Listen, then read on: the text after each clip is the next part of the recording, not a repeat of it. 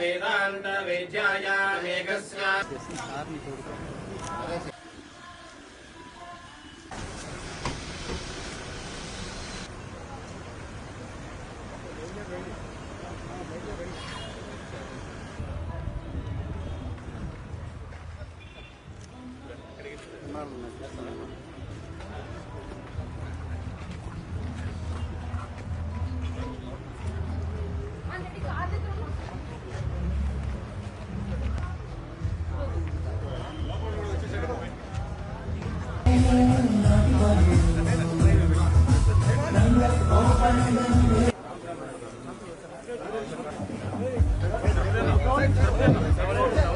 So మరి ఈనాటి యాదవ్ కార్తీక వనసామారాధన ఆహ్వానాన్ని మన్నించి చేసినటువంటి ఈనాటి బీసీవై రాష్ట్ర పార్టీ అధ్యక్షులు రామచంద్ర యాదవ్ గారికి మీ అందరి కరతాళతో సాధారణంగా స్వాగతం తెలియజేద్దాం. ఒకసారి గట్టిగా చెప్పడంతో చేద్దాం.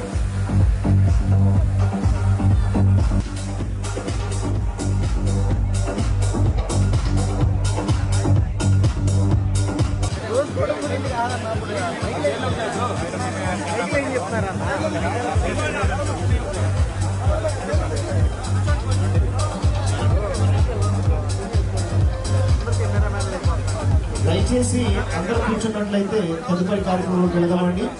మరి ఇప్పుడే విచ్చేసినటువంటి ప్రముఖులు చైర్స్ లో కూర్చు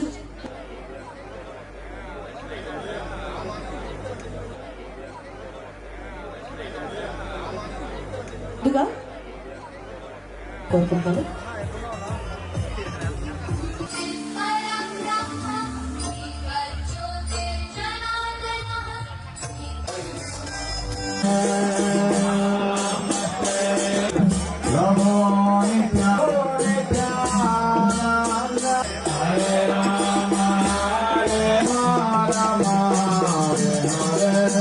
వన్ బై వన్ అందరినీ మా సందేశాన్ని ఇప్పించి మరి మన అదేవిధంగా ఈ వారి సందేశాన్ని అందిస్తారు.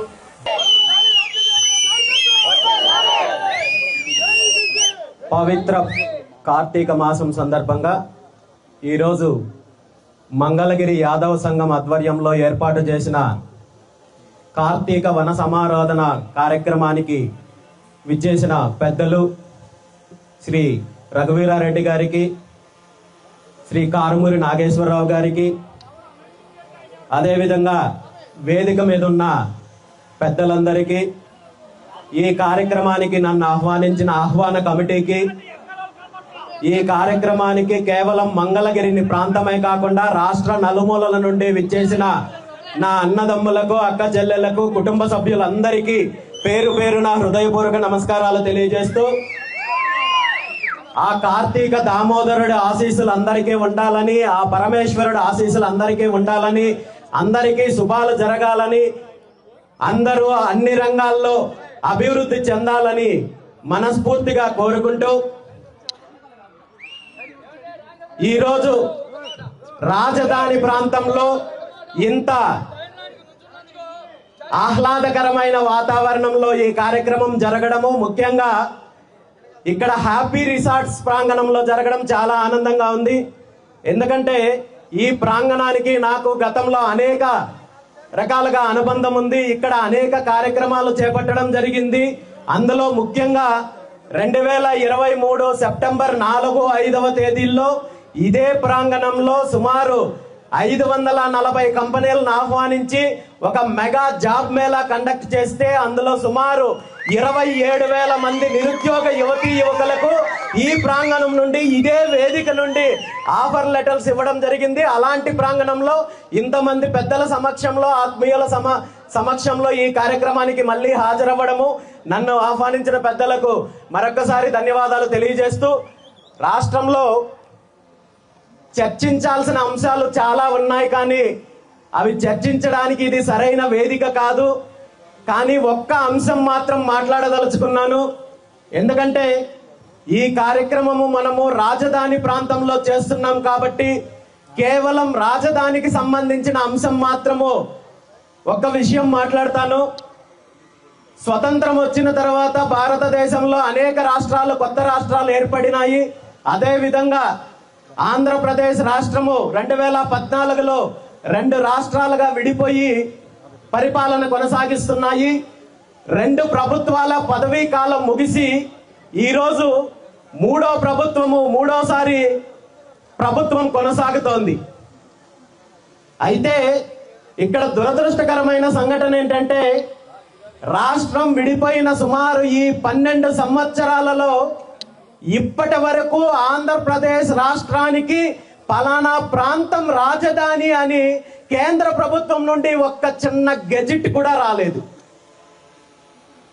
రాజధాని పేరు చెప్పి భూసేకరణలు జరుగుతున్నాయి, కేటాయింపులు జరుగుతున్నాయి, పెట్టుబడుల గురించి మాట్లాడుతున్నారు, అన్ని రకాలుగా మాట్లాడుతున్నారు. కానీ ప్రాథమికంగా చేయాల్సిన కేంద్ర ప్రభుత్వం యొక్క ఏదైతే ఆమోద ముద్ర ఉందో అది మాత్రం గతంలో ఉన్న 2 ప్రభుత్వాలు ఇప్పుడున్న ప్రభుత్వము చేయకుండా ఒక రకమైన అయోమయానికి గురి చేసే పరిస్థితి ఉండదు. కాబట్టి ఇప్పటికైనా నేను ప్రభుత్వాన్ని, ముఖ్యమంత్రి చంద్రబాబు నాయుడు గారిని కోరుకుంటున్నాను, వెంటనే దీనికి రాజధానికి మొట్టమొదటిసారిగా మీరు చేయాల్సింది భూసేకరణ మరొకటో కాదు, దీనికి న్యాయబద్ధమైన న్యాయపరమైన ఆమోద ముద్ర వేయించాల్సిన బాధ్యత మీకుందని చెప్పి ఈ సందర్భంగా గుర్తు చేస్తున్నాను.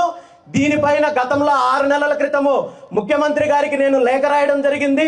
ఆ తర్వాత 15 రోజుల తర్వాత ముఖ్యమంత్రి గారు ఢిల్లీ పర్యటన వెళ్ళినప్పుడు కేంద్ర హోంశాఖ మంత్రి అమిత్ షా గారితో ఈ విషయాన్ని ప్రస్తావించారు. కానీ రాజధానికి సంబంధించి అధికారికంగా ఇప్పటి వరకు ప్రభుత్వము ఎటువంటి లేఖ రాయలేదనేది నాకున్న సమాచారము. ఇప్పటికైనా ఈ విషయం పైన ముఖ్యమంత్రి గారు స్పందిస్తే కేవలం రాజధాని ప్రాంతం వాళ్ళకు మాత్రమే కాదు, ఈ రాష్ట్రానికి, రాష్ట్ర ప్రజలకు మంచి చేసిన వాళ్ళు అవుతారు. దాంతో పాటు రాజధానిలో జరుగుతున్న భూ కేటాయింపులకు సంబంధించి మిగిలిన వ్యవహారాల గురించి ఈ వేదిక మీద నేను మాట్లాడను. కానీ ఈ సందర్భంగా మీ అందరి సమక్షంలో మరొక విషయం తెలియజేయాలనుకుంటున్నాను. ఉమ్మడి ఆంధ్రప్రదేశ్ ఉన్నప్పటి నుండి గత 40-50 సంవత్సరాల్లో ఆర్థికంగా కావచ్చు, సామాజికంగా కావచ్చు, రాజకీయంగా కావచ్చు, అన్ని రకాలుగా వెనుకబడుతున్నది ఎవరంటే బలహీన వర్గాలు, బీసీలు వెనుకబడుతున్నారు.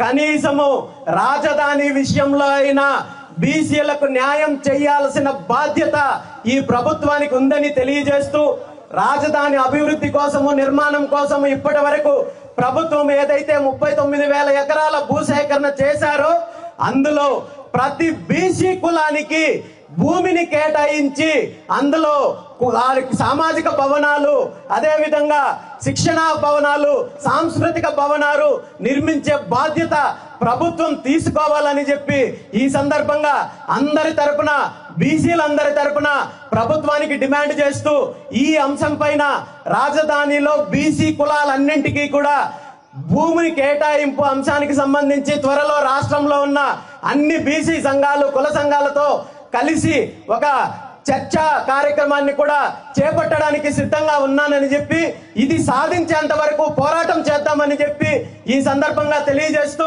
ఇప్పటికైనా మనకున్న విభేదాలను పక్కన పెట్టి మనలో చైతన్యం వచ్చినట్టయితే, ఐకమత్యం వచ్చినట్టయితే ఖచ్చితంగా రాబోయే రోజుల్లో మన యుగము, మన చరిత్ర మళ్ళీ తిరగరాసే రోజులు మళ్ళీ మనకు వస్తాయని చెప్పి ఈ సందర్భంగా తెలియజేస్తూ, ఈ ఐకమత్యం అనేది కేవలము కృష్ణాష్టమికో లేదా కార్తీక వనభోజనాలకో పరిమితం కాకుండా అభివృద్ధి విషయంలో కావచ్చు, అధికారం విషయంలో కావచ్చు, రాజకీయాల విషయంలో కావచ్చు, ప్రతి దీంట్లో కూడా మనం ఐకమత్యంగా ఉన్నామంటే మనం ఏ హక్కుల కోసము, ఏ అభివృద్ధి కోసము, ఏ అధికారం కోసం పోరాడుతున్నామో అది సాధించే రోజులు తొందరలోనే వస్తాయని, ఆ దిశగా మనస వాచ కర్మన నేను నా కృషి చేస్తానని చెప్పి ఈ సందర్భంగా తెలియజేస్తూ, మరొకసారి నాకు ఈ అవకాశం కల్పించిన పెద్దలందరికీ కూడా ధన్యవాదాలు తెలియజేస్తూ సెలవు తీసుకుంటున్నాను.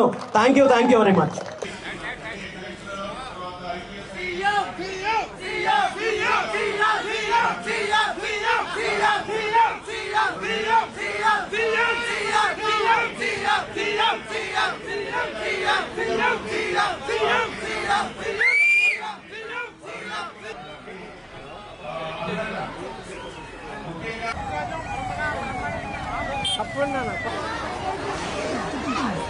ఓకే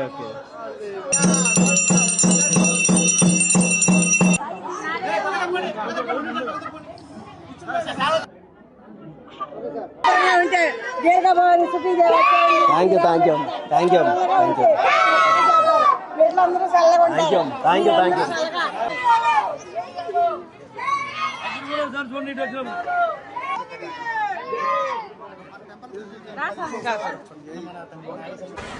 అది అప్పటికప్పుడు ఇస్తున్నాను. నువ్వు ఎప్పుడో ఒక కలకాలం ఇచ్చేది అవి కూడా యాడ్